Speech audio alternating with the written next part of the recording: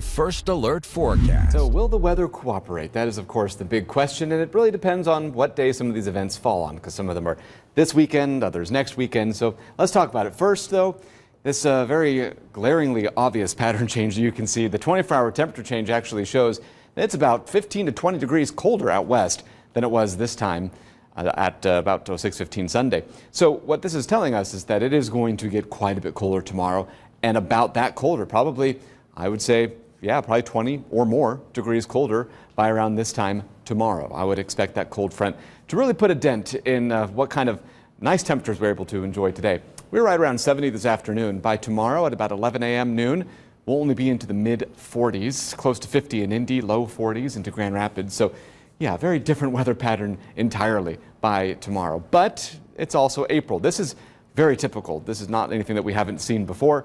At least we're not talking about any accumulating snow, even if there could be at least a few snowflakes with some of the rain showers that arrive tomorrow morning. Satellite and radar show a big area of low pressure, which is actually cycling through southern Ontario and the UP. It's going to move eastward here. And as it does, it's going to also cause that temperature to go down, the wind to either stay the same in some instances or maybe go up just a little bit too. So yeah, a bit of a blustery pattern coming on. West wind at 24 miles per hour. That is the sustained wind, but we're tracking some wind gusts that will exceed that for sure by tomorrow afternoon, late morning, early afternoon. Wind gusts right around 40 miles per hour. And then just a few hours later, we could see wind gusts briefly a little above 40 miles per hour, 41 in Fort Wayne. Won't likely get much beyond this, but it is going to be one of the windier days here of the week. Future wind gusts show that it should be a bit of a calmer pattern on Wednesday. Might see those wind gusts kick back up, though, into Thursday and Friday. A cold front will pass through late Friday. That could bring that wind gust back to around 40 miles per hour or so. Future track does show maybe a few cloud sprinkles here tonight. The cold front, though, is actually going to primarily bring a few showers to our doorstep tomorrow morning.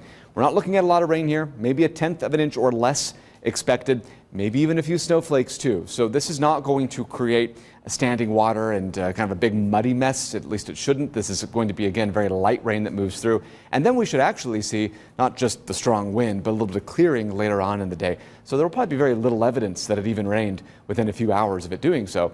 We're also giving you the first alert that a warm front will lift northward Thursday night into early Friday morning. That could trigger a few showers and thunderstorms. Of greater interest would be a cold front that would be passing by late Friday. That could trigger some stronger thunderstorms locally.